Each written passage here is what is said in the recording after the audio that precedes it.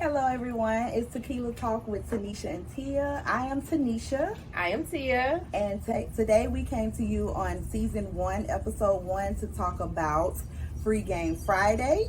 We're going to give you free game. We're going to get straight to the point. We're going to talk about today what they don't tell you. In the transportation industry. Yes.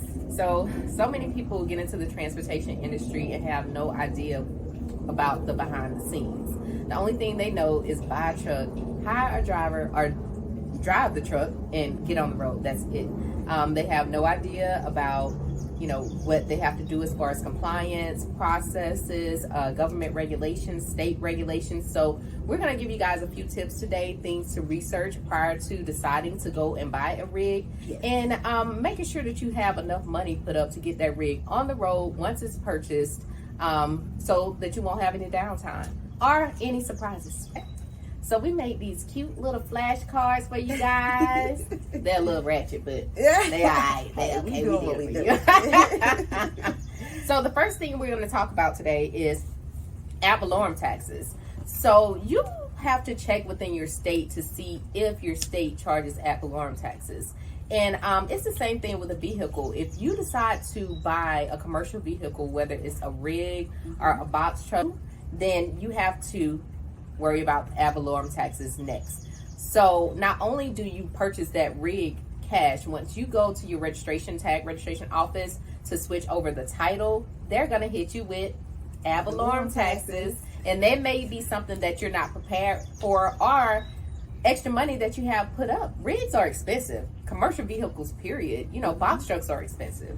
So after you purchase, a rig or a box truck, the last thing you want to hear is that you have to pay another lump sum of money for something. Yes. So make sure that you're checking within your states to see if they charge ad valorem taxes. We're in Georgia, and Georgia does charge ad valorem taxes. So this is one thing you definitely want to check on. And we learn this from experience, y'all. So we take our experiences and try to, make sure that we vocalize that and, converse with you guys and let you know, things to look out for and surprises that may pop up that you're not necessarily prepared for. Right. Okay. So pretty much everything that we're going to talk about is something that we already experienced. We're realists. We're just going to keep it real with you guys. Yep, most definitely. Oh, Tanisha, what is our next flashcard? Oh, this is a good one right here. New entrant. So once you apply for your authority, I know a lot of these trainings that you guys take, they're not that detailed, right? A lot of them aren't. And some of them just have gaps, not necessarily saying that they're horrible trainings. I'm just saying that a lot of them is not detailed enough for you to know exactly the exact steps that you need to follow in order to get your trucking company up and running, okay? So once you apply for your authority, it's necessary for you to apply as a new entrant. And this is a FMCSA compliance. Yes. It's part of compliance for your authority. Once you apply for your authority and you connect your BOC3 and your insurance, you then become an authorized carrier. So once you're an authorized carrier, you have to then contact the FMCSA back and apply or register as a new entrant. Now what this do, it puts you into a database, a government database. And once your authority has been active 6 or 7 months, you'll receive a letter from a compliance officer, which is an audit officer.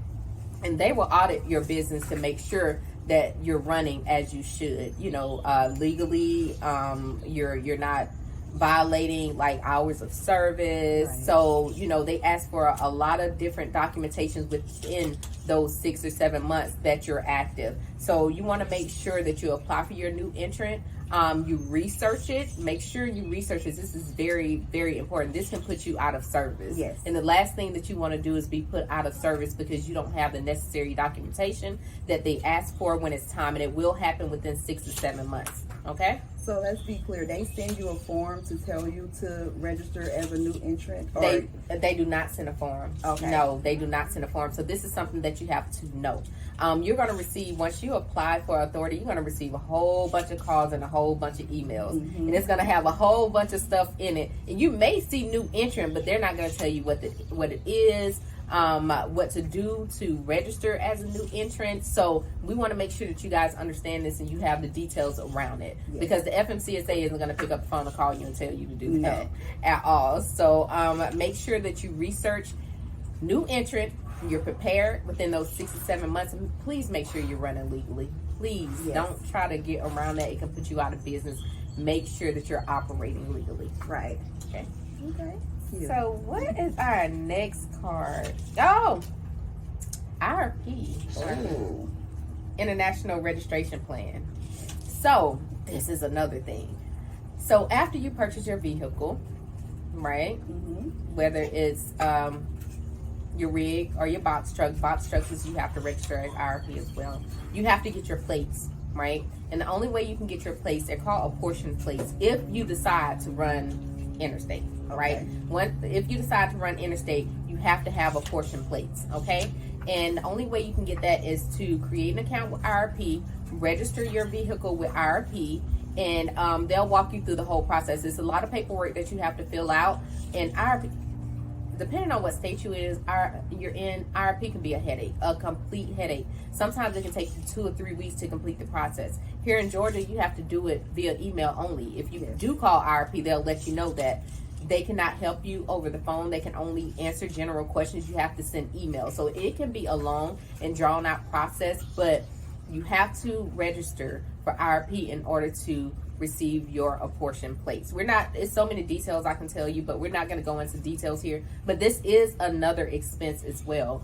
And it is solely dependent on which states that you decide to operate in. Because the paperwork you have to fill out, you have to pretty much tell them what states you're going to drive in and out, like what states you're going to operate in. So it's pretty much intrastate and interstate. So intrastate, you're just running within the state that you're in. Within the state that you're in. But if you want to run interstate, that's when you need the IRP. That's absolutely correct. Thank you for detailing that, Tanisha, for making that clear. So most definitely, if you want to run interstate, you have to have IRP, be registered for IRP.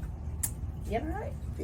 Our next topic, IFTA. Ooh, IFTA. IFTA. This is the International Fuel Tax Agreement. Is that what? I think so. Yeah, International Fuel Tax Agreement. Don't quote us on that, okay? I know. Sorry, you guys. We've been drinking a little bit. Yeah, tequila. Yeah. So tequila talk with Tanisha and Tia. So we probably should have started this a little bit. IFTA. So make sure you research this. So this is basically a quarterly tax that you have to file. Well, first of all, you have to register for IFTA as well. After you register for your IRP, you have to register for IFTA. And you've probably seen the trucks with the IFTA stickers on the side. It's IFTA. They have to have that displayed on their tractors as well. And it's for any commercial vehicle that's using diesel. So you have to pay taxes on that fuel. Well, in some states, let's just say that. Make sure you research it, because it's more detailed than what I'm telling you. But you have to pay taxes on fuel and file taxes on the fuel quarterly through your state website, IFTA website. Okay, so this is another thing that you have to have done before you get your truck on the road. Okay. And that's pretty much all trucks, right? Diesel. Yeah.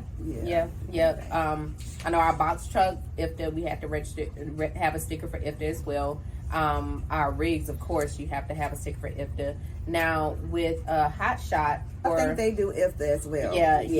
Yeah. So make sure if you're doing Hot Shot, make sure that you research that as well. Yes. To see if you need to have a sticker for IFTA. No, as well. So Hot Shot is not my thing. Yeah. Like that's not my niche or niche, whichever way you say it. Don't tell me I'm saying it wrong. Niche or niche, y'all say it different. Say it how you want to say it. Girl. So okay, our IRS form 2290. So this is a heavy vehicle use tax.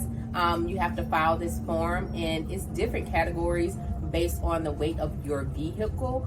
But this is a annual filing, IRS form 2290. So it's just part of the compliance. So make sure you file it on time, because the fees are real hefty if you're late. Okay, so make sure you have this done as well. And before you apply for your IRP, they're going to ask you to upload your IRS form 2290. Now they do give you time, like if you have a new authority and you're applying for your registration, they'll give you so much time to come back and provide them with a copy of the 2290. So you don't have to have it as soon as you're applying for your IRP. They will give you time, but make sure that you get this done as well. So this is IRS Form 2290. So make sure you guys document that and write it down, because you will be asked for it via the IRP. Okay. Right. Well, that completes our episode for today. Thank you all for tuning in to Tanisha and Tia. Tequila Talk with Tanisha and Tia. And we'll see you next time. Thank you. Bye-bye. Bye.